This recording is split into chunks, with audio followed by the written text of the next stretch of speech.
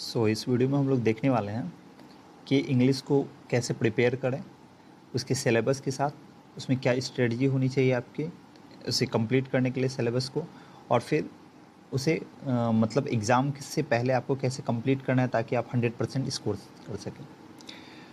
तो सबसे पहले मैंने क्या लिखा है कि 100% स्कोर कैसे करना है।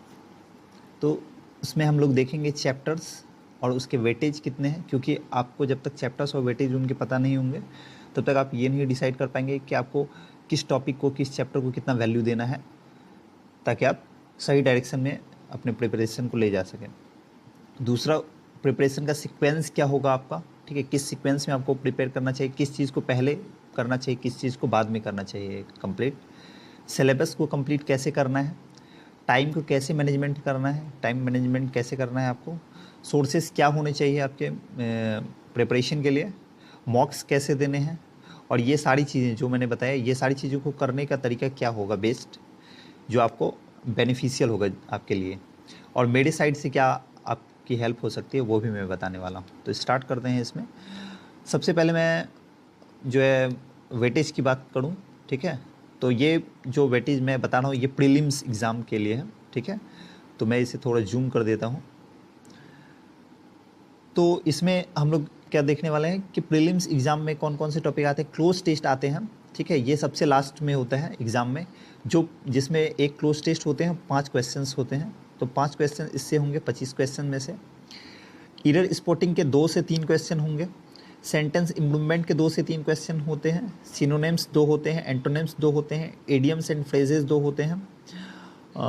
और इसके अलावा जो वोकेबलरी का पार्ट है, वन वर्ड सब्स्टिट्यूशन, ये एक होता ही होता है। कभी कभी एग्जाम में नहीं देता है एग्जामिनर, तो वहाँ पर जो है नरेशन दे दिया जाता है, या फिल इन द ब्लैंक्स 2 दिया जाता है, ठीक है, ऐसा किया जाता है। दूसरा, वॉइस 2 पूछेंगे ही पूछेंगे ये लोग। स्पेलिंग एरर भी 2 पूछते ही हैं। फिल इन द ब्लैंक्स 1 से 2 होंगे, जैसा कि मैंने बताया कि अगर वन वर्ड सब्स्टिट्यूशन नहीं होगा तो ब्लैंक 2 हो जाएगा, या वन वर्ड सब्स्टिट्यूशन भी कभी कभी 2 पूछ लेते हैं, ठीक है। जम्बल्ड भी 2 पूछते हैं, 1 से 2, और नरेशन 1 पूछते हैं। तो ये सारे टॉपिक्स हैं ये प्रीलिम्स के लिए, ठीक है। अब हम लोग मेंस के टॉपिक्स को भी देख लेते हैं, क्योंकि ऐसा नहीं कि प्रीलिम्स के लिए आपको कुछ अलग पढ़ना है या मेंस के लिए कुछ अलग पढ़ना है, वो शुरू से ही आपको प्रिपरेशन रखना है मेंस लेवल का, ताकि आपके प्रिपरेशन में प्रीलिम्स तो आराम से हो जाए, साथ ही साथ मेंस के भी प्रिपरेशन हो जाए।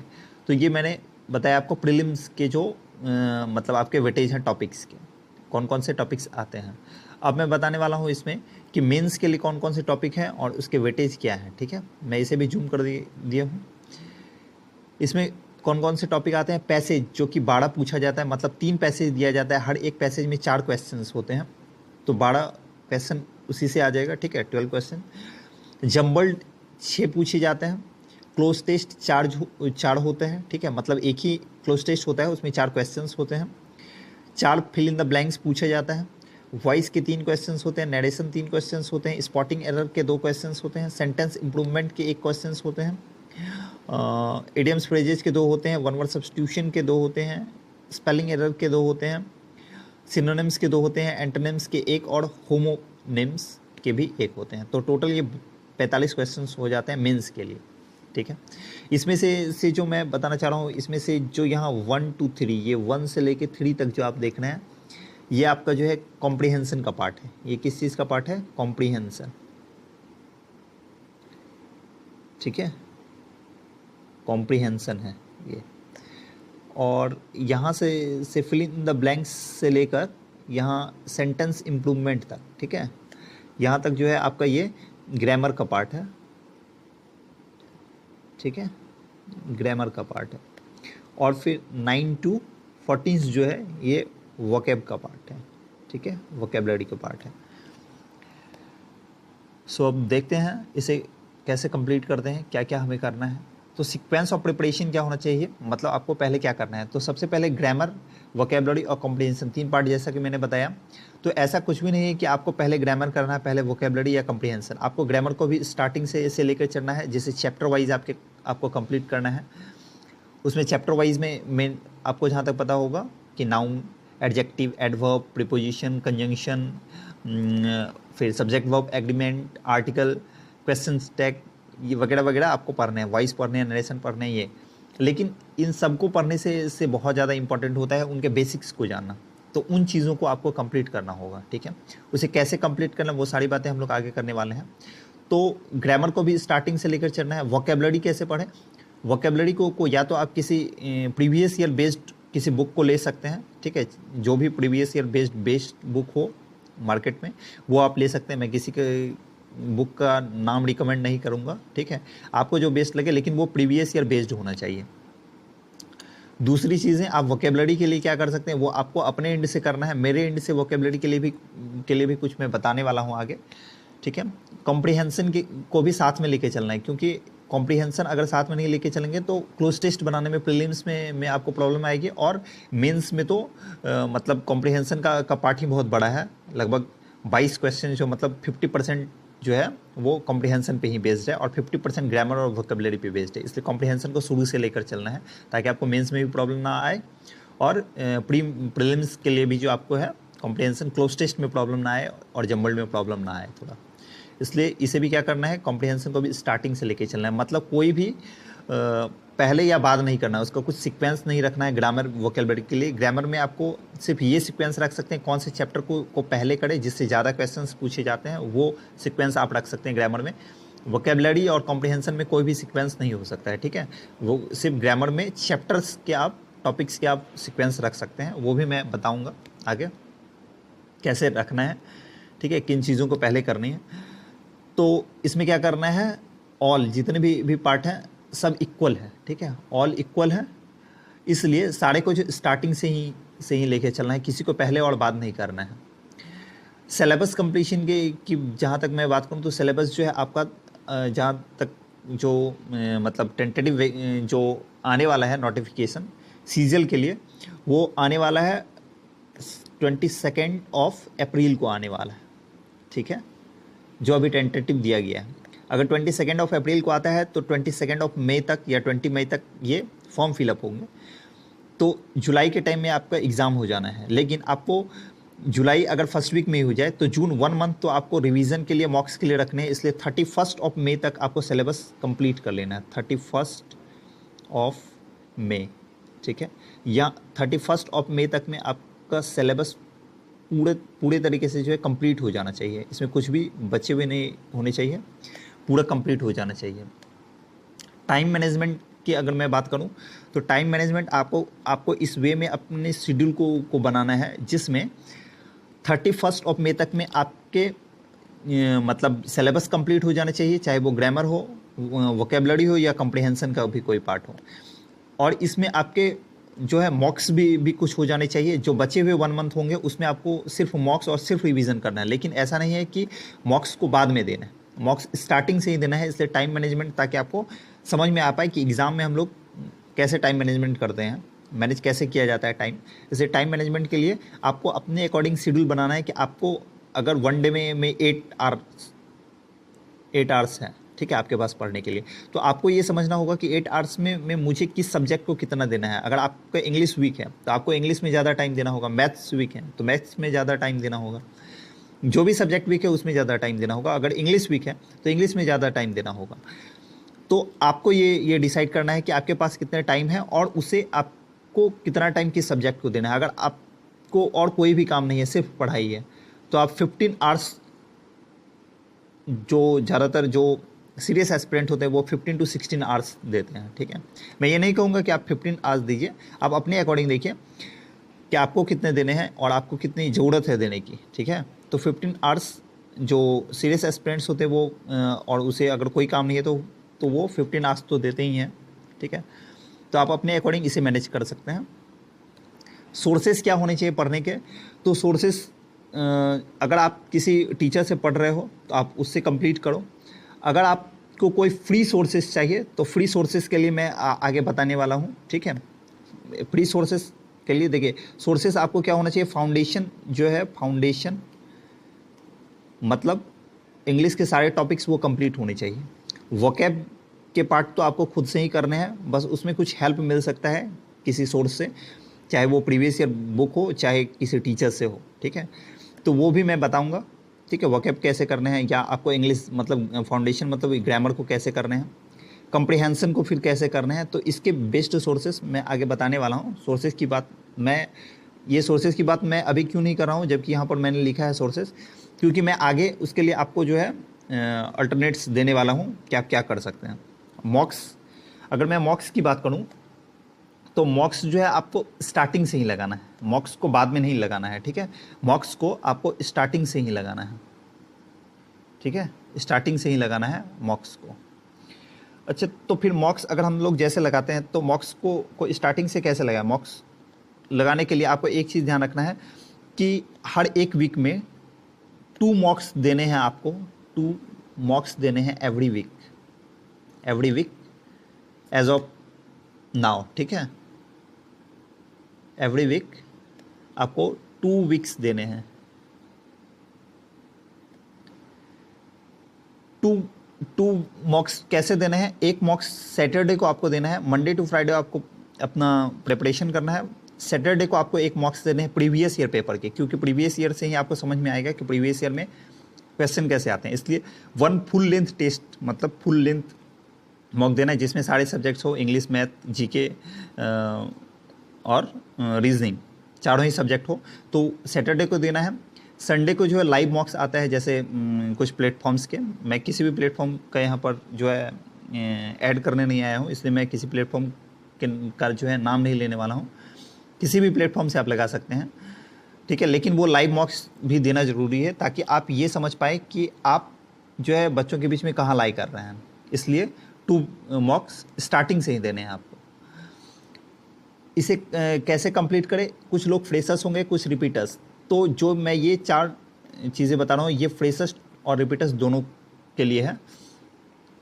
पहला ये कि आपको जो है जितने भी टॉपिक्स हैं वो सारे कंप्लीट करने हैं इंग्लिश के, ठीक है। मैं ये टॉपिक्स कहने का मतलब है मतलब वोकेबलरी और ग्रामर के सारे ही जितने भी चैप्टर्स हैं वो, और वोकेबलरी के जितने भी पार्ट्स हैं, चाहे वो सिनोनिम्स हो, एंटोनिम्स हो, वन वर्ड सब्स्टिट्यूशन हो या इडियम्स हो, फ्रेजल वर्ब हो, ठीक है, फिक्स्ड प्रीपोजिशंस हो, जो भी है। करना क्या है? सॉल्व करना है प्रीवियस ईयर स्टार्टिंग से ही, जैसा कि मैंने मॉक्स अभी स्टार्टिंग से ही लगाने को कहा, वैसे ही प्रीवियस ईयर को आपको स्टार्टिंग से ही, ऐसा नहीं कि एक चैप्टर कंप्लीट होगा तो प्रीवियस ईयर लगाएंगे। चैप्टर स्टार्ट हुआ है, कुछ आपको बेसिक नॉलेज होने चाहिए, तभी प्रीवियस ईयर भी आप सॉल्व कर पाएंगे। तो बस बेसिक नॉलेज पहले आप देख लीजिए आपके कैसे हैं, उसके बाद प्रीवियस ईयर लेकिन स्टार्टिंग से ही देना है। ऐसा नहीं कि चैप्टर सारा कंप्लीट होगा फिर प्रीवियस ईयर, फिर आपका क्या होगा कि चैप्टर कंप्लीट हो जाएगा, प्रीवियस ईयर जब आप लगाओगे तो उसमें जो है बन नहीं पाएगा, इसलिए प्रीवियस ईयर स्टार्टिंग से ही देना है। मॉक्स 2 देने हैं जो मैंने बताया, एक प्रीवियस ईयर पेपर का और एक लाइव मॉक्स, ठीक है। और रिवाइज करना है अपने, जैसे मॉक्स दिया तो मॉक्स का ये मतलब नहीं होता है कभी भी कि मॉक्स दिया और फिर उसमें मार्क्स देख लिया कितना आ रहा है और फिर जैसे पढ़ रहा है वैसे पढ़ रहे हैं, वैसे नहीं है। आपको मॉक्स लगाने के बाद जो है ये देखना है कि आपके कौन से क्वेश्चंस आपसे नहीं बने, किसमें सिली मिस्टेक्स हुए, उनके लिए एक कॉपी बनाना है और उसमें उन क्वेश्चंस को क्या करना है आपको लिख लेना है और उससे जो है मल्टीपल टाइम्स रिवाइज करना है, ठीक है। उसे जो है नोट डाउन करने के बाद उसे मल्टीपल टाइम्स आपको रिवाइज करना है ताकि उस टाइप के क्वेश्चंस जब दोबारा किसी मॉक्स में आए या एग्ज़ाम्स में ही आ जाए तो आप उसे आराम से कर ले जाएं। अब लास्ट चीज़ें हैं लगभग कि मेरे साइड से आपके लिए क्या हो सकता है। तो मेरे साइड से एक फाउंडेशन बैच मैं फ्री में यूट्यूब पे लाइव लाने वाला हूँ।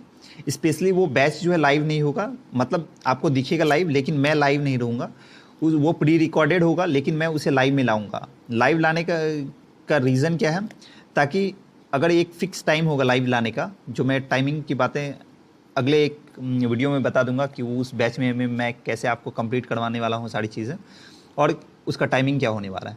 तो वो टाइमिंग जो फिक्स होंगे उस टाइम में जो है प्री रिकॉर्डेड वीडियो लाइव चलेंगी, इसलिए लाइव क्योंकि ताकि आपका वो टाइमिंग फिक्स हो कि आप उस टाइम में सीरियस होके कि आज लाइव है तो लाइव में ही आप कंप्लीट कर ले। क्योंकि अगर मैं रिकॉर्ड कर दूंगा, रिकॉर्डेड अगर डालता हूं तो उससे क्या होगा कि आप बाद में देखने के बारे में सोचेंगे, इसलिए मैं चाहूँगा कि जब लाइव चले तो लाइव में ही आप आके उसे कंप्लीट कर लें। साथ ही साथ उसमें मैं ग्रामर आपको कराने वाला हूँ। सबसे पहले ग्रामर से स्टार्ट करने वाला हूँ। ग्रामर में मैं क्या करवाने वाला हूँ, ग्रामर में सबसे पहले मैं बेसिक्स ऑफ इंग्लिश आपको बताने वाला हूँ। बेसिक्स ऑफ इंग्लिश, क्योंकि बेसिक्स ऑफ इंग्लिश जो है ये आपके पूरे इंग्लिश का जो है ना मतलब कह सकते हैं 40 to 50% को कवर करता है। अगर आपको ये पता है तो 40 to 50% चीज़ें आपको पता है। आपको जो मेहनत करनी है वो सिर्फ करनी है आपके मतलब जो भी रिमेनिंग है 50 to 60% उसके लिए आपको करना है, ठीक है। तो बेसिक्स ऑफ इंग्लिश के लिए आपको बहुत ज़्यादा टाइम नहीं लगेगा। इसे करने के लिए जो मैं फाउंडेशन बैच में पढ़ाऊँगा ज़्यादा से ज़्यादा 5 से 6 क्लासेस होने वाली है, 5 से 6 क्लासेस। और वो क्लासेस जो हैं 30 मिनट्स, ये फाउंडेशन बैच के जो क्लास होंगे वो 30 मिनट्स से 45 मिनट्स के बीच के होंगे, ठीक है। इसी बीच इतने ही मिनट टाइम का जो है मैं वीडियो रिकॉर्ड करूंगा, जिसमें कि आपको बेसिक्स ऑफ इंग्लिश सबसे पहले मैं बताने वाला हूं। उसके बाद फिर टॉपिक कौन कौन सा कैसे होगा वो मैं आगे बताऊंगा। वोकेबलरी के लिए जो है आपको, जैसा कि मैंने कहा, प्रीवियस ईयर कोई भी प्रीवियस ईयर बेस्ड बुक्स आपको लेने हैं और उसी से पढ़ना है। लेकिन मेरे साइड से भी वोकेबलरी के लिए जो है आपको कुछ वीडियोज़ दिए जाएंगे जो इम्पॉर्टेंट चीज़ें होंगी वोकेबलरी से रिलेटेड वो। बाकी वोकेबलरी के लिए आप कोई भी सोर्सेस को ले सकते हैं। अगर कहीं से आपको पीडीएफ किसी टीचर का मिल पा रहा है, ठीक है, पर वो बेस्ड हो, वो ऐसा हो जो प्रीवियस ईयर बेस्ड हो, या कोई बुक है तो उसे आप पढ़ सकते हैं।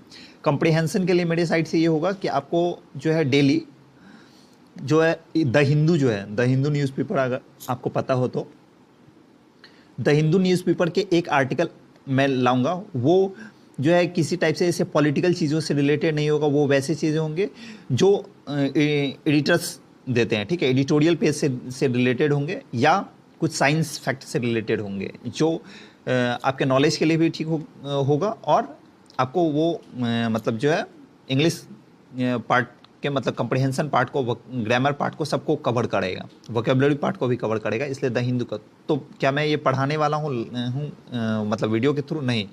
इसे मैं क्या करूँगा, अपने टेलीग्राम चैनल जो मैं नीचे यहाँ दिख रहा है आपको टेलीग्राम चैनल, उस पर जो है डेली एक पोस्ट किया करूँगा, जिसमें उस आर्टिकल को मैं दिया करूँगा। उस आर्टिकल के हिंदी मीनिंग को अगर पॉसिबल हो पाएगा तो मैं दे दूँगा। उस आर्टिकल से रिलेटेड कुछ ग्रामर फैक्ट्स को मैं दूंगा और उससे रिलेटेड वोकेबलरी भी दूंगा, क्योंकि वोकेबलरी जो हिंदू के जो वोकेबलरी होते हैं वो हमारे जो एसएससी के प्रीवियस ईयर वोकेबलरी को आप देखेंगे उससे बहुत हद तक मैच करता है। इसलिए इसके वोकेबलरी को हम लोग साथ करते चलेंगे ताकि आपका वोकेबलरी पार्ट भी थोड़ा इससे कवर हो पाए। तो ये स्टार्ट कब से होगा, तो ये अगले वीडियो में मैं बताने वाला हूँ। अगला एक वीडियो आने वाला है, उसमें मैं बता दूंगा। अब इन सब चीज़ों के बाद एक प्रो टिप्स मैं देना चाहूँगा। प्रो टिप्स ये है क्या कि इन सारी चीज़ों के बारे में पता होने के बाद भी बहुत सारे लोगों का जो है सिलेक्शन नहीं हो पाता या कुछ भी। तो उसके लिए आपको क्या करना है, जो कोर्स आपने कंप्लीट किया, अगर आप कहीं और से पढ़ रहे हैं तो अच्छी बात है। अगर मेरे फाउंडेशन बैच से पढ़ेंगे तो उसमें जो है आपको रिवीजन करना है एटलीस्ट 2 टाइम्स, 2 बार आपको रिवीजन करना है एग्ज़ाम से पहले। मतलब कोर्स कंप्लीट करने के अलावा आपके 2 बार रिवीजन करना है उसे पढ़ने के बाद। प्रीवियस ईयर पेपर्स के मॉक्स जरूर लगाने हैं। आप लाइव मॉक्स किसी के लगाओ ना लगाओ, बहुत ज़्यादा फर्क नहीं पड़ता, लेकिन वीक में एक बार आता है तो उसे देना है। प्रीवियस ईयर पेपर्स मैंने जैसा कि कहा सैटरडे को अभी फ़िलहाल आपको लगाना है। जब कोर्स कंप्लीट हो जाए तो प्रीवियस ईयर पेपर्स डेली लगाना है, ठीक है, फुल लेंथ। एक सेक्शनल टेस्ट डेली लगाना है, अभी से ही लगाना है, ठीक है। लेकिन बेसिक्स ऑफ इंग्लिश कंप्लीट होने के बाद, अगर आप कहीं और से पढ़ रहे हैं तो वहाँ से भी बेसिक्स ऑफ इंग्लिश को आप कंप्लीट पहले कीजिए, मेरा ये सजेशन होगा। तो सेक्शनल टेस्ट लगाना है बेसिक्स ऑफ इंग्लिश के बाद, डेली लगाना है ये एक सेक्शनल टेस्ट लगाने का ये मतलब नहीं होता है जो मॉक्स लगाने का मतलब ये नहीं होता है कि आप उसमें मार्क्स कितने ला रहे हैं। मार्क्स को आपको नहीं देखना है, उसमें ये देखना है कि आपके लैक पॉइंट्स कौन से हैं, कौन सी चीज़ें आपसे गलत हो रही है, ठीक है, जिसे आपको सुधारना है, उन चीज़ों को देखना है। जब इन चीज़ों को आप सुधारेंगे तो आपके मार्क्स खुद ही बढ़ जाएंगे, ठीक है। वोकैब को मल्टीपल टाइम्स रिवीजन करना है, ठीक है। ये जो है लोग क्या करते हैं, वोकैब को किसी बुक वगैरह से या कहीं से कर रहे हैं तो एक बार पूरा कंप्लीट कर लेते हैं एग्जाम आते आते और फिर उसे छोड़ देते हैं। तो उसे रिवीजन करना बहुत इंपॉर्टेंट होता है। आप जितना भी पढ़ें उससे ज़्यादा बार उसे रिवीजन करें, वो ज़्यादा इंपॉर्टेंट होता है। कम्प्रिहेंशन के लिए मैंने बताया द हिंदू आर्टिकल डेली जो मैंने बताया, ठीक है, उससे आपके सारी चीज़ कंप्लीट हो जाएंगे। इसे करना है। So thank you. अगर ये वीडियो अच्छा लगा हो तो please like and share with your peers and in study groups, और एंड टेलीग्राम चैनल को ज्वाइन कर सकते हैं आप, ताकि जो भी मैं आगे के अपडेट्स दूँ या जो भी इंपॉर्टेंट चीज़ें आपको मैं प्रोवाइड करूँ वो आपको आसानी से मिल सके। Thank you. मिलते हैं एक अगले वीडियो में फाउंडेशन बैच के बारे में, उसमें डिटेल से हम लोग जो है डिस्कस करेंगे। Thank you.